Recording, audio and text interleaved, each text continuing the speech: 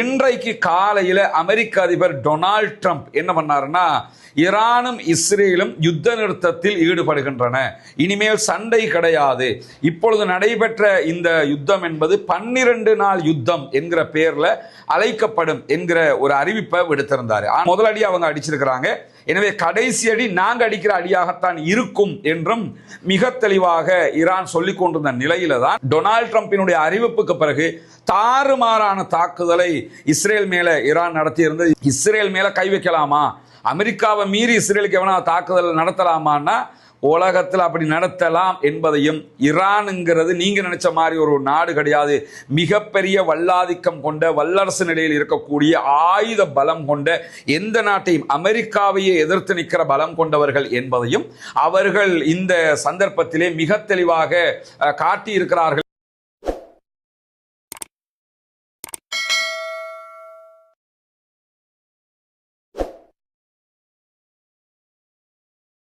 அஸ்ஸலாமு அலைக்கும் வரஹ்மத்துல்லாஹி வபரகாத்துஹு. அன்பிற்கினிய சகோதர சகோதரிகளே, நம் அனைவர் மீதும் ஏக இறைவனுடைய அமைதியும் கருணையும் உண்டாகட்டுமாக என்கிற உயரிய பிரார்த்தனைகளோடு, நமக்கெல்லாம் தெரியும் கடந்த 12 நாட்களாக இஸ்ரேலுக்கும் ஈரானுக்கும் இடையிலான ஒரு மாபெரும் சண்டை நடைபெற்று வந்து கொண்டிருந்தது. இந்த சண்டையினுடைய ஒரு முடிவு எப்பொழுது எட்டப்படும் என்கிற கேள்விகள் எழுப்பப்பட்டு வந்த நிலையில நேற்று இரவு ஈரான் ஒரு முக்கியமான சம்பவத்தை செய்திருந்தது. அதாவது அமெரிக்காவுக்கு எதிராக பேச முடியுமா என்றெல்லாம் நினைத்து கொண்டிருந்த நிலையில அமெரிக்காவினுடைய இராணுவ பேஸ்கள் மீதே நேற்று இரவு தாக்குதல்களை நடத்தியிருந்தார்கள். குறிப்பாக மத்திய கிழக்கில் இருக்கக்கூடிய மிக பிரம்மாண்டமான மிகப்பெரிய அமெரிக்காவினுடைய பேஸாக இருக்கிற உதய் போர்ட் மேல நேற்று தாக்குதல் நடத்தினாங்க. தோஹா கத்தாரில் அமைந்திருக்கக்கூடிய போர்ட் அது. அதே மாதிரி பகதாதில் இருக்கக்கூடிய அவர்களுடைய இராணுவ தளத்தின் மீதும் தாக்குதல்களை நடத்தியிருந்தார்கள். இன்றைக்கு காலையிலேயும் ஈராக்ல இருக்கக்கூடிய 2வது மிகப்பெரிய அமெரிக்க பேஸ் மேல தாக்குதல்கள் நடத்தப்பட்டிருக்கிறது. இப்படி 3 தாக்குதல்கள் அமெரிக்காவினுடைய நிலைகள் மீது ஈரான் நடத்தி இருந்தது மட்டுமல்லாமல், இதுல தோஹா கத்தார் மேல நடத்தப்பட்ட தாக்குதல்கள்ல 6 மிசைல்கள் பயன்படுத்தப்பட்டிருந்த நிலையில 3 மிசைல்கள் நேரடியாகவே தாக்குதலை உண்டாக்கி இருக்கிறது. ஆனா அமெரிக்கா அதிபர் என்ன சொல்றாருன்னு சொன்னா, எங்க மேல நடத்தப்பட்ட தாக்குதல்கள்ல எங்களுடைய உயிரிழப்புகள் எதுவும் ஏற்படவில்லை என்று சொல்றாரு. உயிரிழப்புகள் ஏற்படவில்லை என்பது ஏற்றுக்கொள்ளத்தக்கதுதான், ஆனா அவங்களுக்கு இழப்புகள் ஏற்படவில்லை என்பது ஏற்றுக்கொள்ளத்தக்கதல்ல.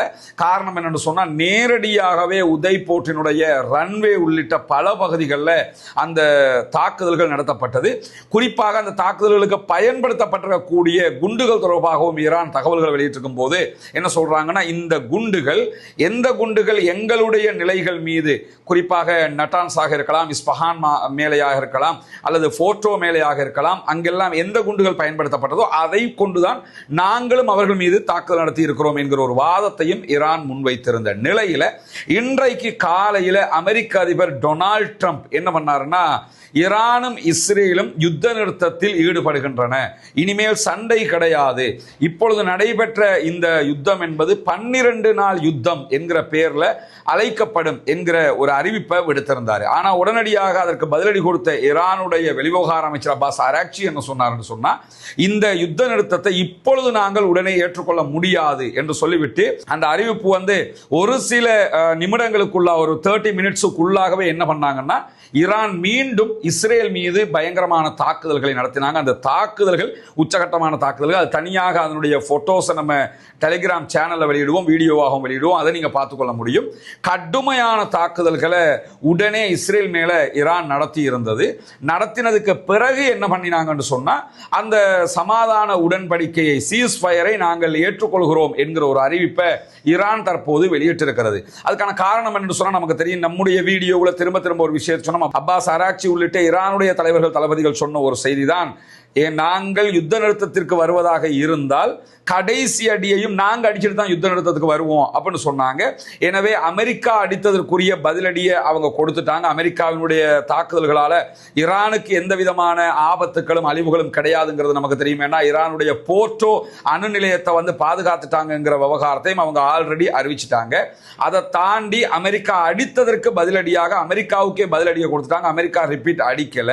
அதற்கு பிறகு திரும்ப திரும்ப அவங்க சொல்லிக் கொண்ட விஷயம் என்னன்னா, நாங்க இஸ்ரேலோட ஒரு யுத்த நிறுத்தத்துக்கு போறதாக இருந்தா இஸ்ரேலுக்கு இஸ்ரேலுக்கு கடைசி அடியை நாங்க தான் அடிப்போம், எங்க மேல முதல் அடி அவங்க அடிச்சிருக்கிறாங்க, எனவே கடைசி அடி நாங்க அடிக்கிற அடியாகத்தான் இருக்கும் என்றும் மிக தெளிவாக ஈரான் சொல்லிக் கொண்டிருந்த நிலையில தான் டொனால்ட் ட்ரம்பினுடைய அறிவிப்புக்கு பிறகு தாறுமாறான தாக்குதலை இஸ்ரேல் மேல ஈரான் நடத்தியிருந்தது. இதுவரைக்கும் 4 பேர் இஸ்ரேலுக்குள்ள கொல்லப்பட்டிருப்பதாக இஸ்ரேல் அறிவித்திருக்கக்கூடிய நிலையில தான் டொனால்ட் ட்ரம்பினுடைய இந்த அறிவிப்பு வெளியாகி இருக்கிறது.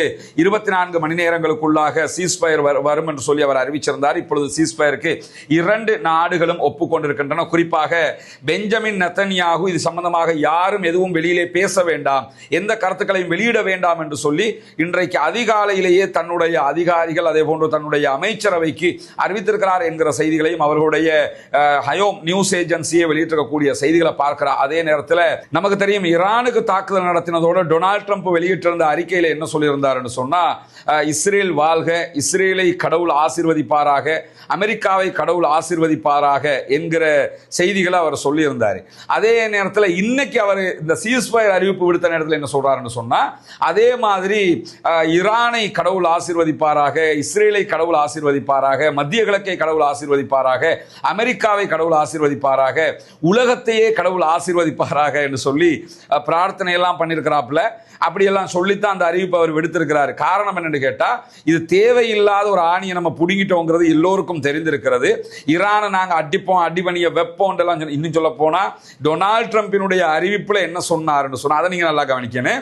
இந்த சீஸ்ஃபயருடைய முதல் கட்டத்தை ஈரான் ஆரம்பிக்க வேண்டும் அப்படின்னு சொன்னாரு. ஈரான் முடியாதுன்னு சொல்லிட்டாங்க.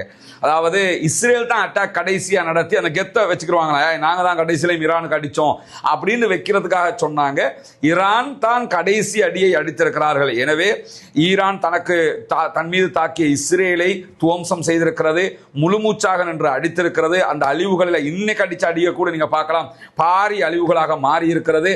எல்லாவற்றையும் விட ஒன்று மட்டும் நம்ம புரிஞ்சுக்கலாம், என்னன்னா இஸ்ரேல் மேல கை வைக்கலாமா, அமெரிக்காவை மீறி இஸ்ரேலுக்கு எவனா தாக்குதல் நடத்தலாமான்னா உலகத்தில் அப்படி நடத்தலாம் என்பதையும், ஈரானுங்கிறது நீங்க நினைச்ச மாதிரி ஒரு நாடு கிடையாது, மிகப்பெரிய வல்லாதிக்கம் கொண்ட வல்லரசு நிலையில் இருக்கக்கூடிய ஆயுத பலம் கொண்ட எந்த நாட்டையும் அமெரிக்காவையே எதிர்த்து நிற்கிற பலம் கொண்டவர்கள் என்பதையும் அவர்கள் இந்த சந்தர்ப்பத்திலே மிக தெளிவாக காட்டி இருக்கிறார்கள் என்கிற செய்திகளை நம்ம புரிய முடிகிற அதே நேரத்தில் இந்த தாக்குதல்களை நீங்க பார்த்தீங்கன்னா 5 அலைகள் தாக்குதல்களை ஈரான் நடத்தி இருக்கிறது. இன்னைக்கு காலையில் ஃபர்ஸ்ட் வேவ், செகண்ட் வேவ், இன்னைக்கு ஒரு நாள் மட்டும் ஏற்கனவே 22 அலைகள் தாக்குதல்கள் நடத்தியிருந்தாங்க.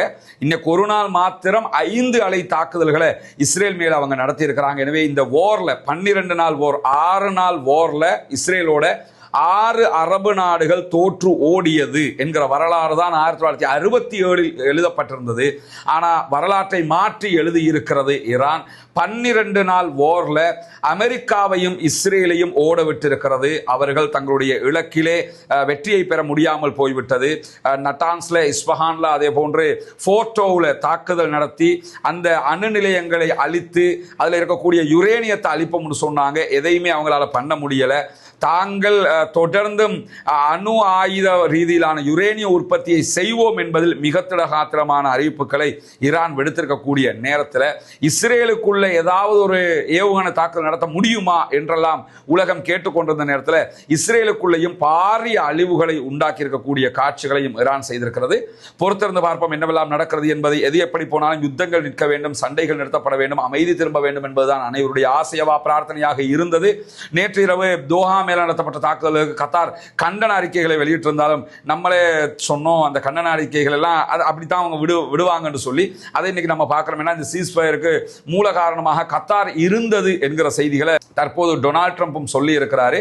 எனவே அடுத்தடுத்த கட்டங்கள் எப்படி அமையப் போகிறது என்கிற கேள்விகள் இருக்கிற அதே நேரம் இந்த யுத்தத்தில் இருந்து இஸ்ரேல் பின்வாங்கி இருக்கிறது, தோற்று இருக்கிறது. ஆனால் காசாவினுடைய யுத்தத்தை அவர்கள் தொடருவார்களா என்ன என்பது அடுத்தடுத்த நிகழ்வுகளை பொறுத்து தான் இருக்கிறது. ஈரான் அது தொடர்பாக என்ன செய்ய போகிறது என்கிற கேள்விகளும் எழாமல் இல்லை. எனவே என்ன நடக்கிறது என்பதை பொறுத்திருந்து பார்ப்போம். அடுத்தடுத்த அப்டேட்களை உங்களுக்கு தருவதற்கு தயாராக இருக்கிறோம். இணைந்திருங்கள். ரஸ்மின் MISC நியூஸ் மற்றும் ரஸ்மின் ஸ்டாக் என்கிற நம்முடைய 2 சேனல்களையும் உங்களுக்கு தேவையான செய்திகள் உடனுக்குடன் உண்மையான செய்திகளை கொண்டு வந்து தருவதற்கு நாம் தயாராக இருக்கிறோம். அல்ஹம்துலில்லாஹி ரப்பில் ஆலமீன்.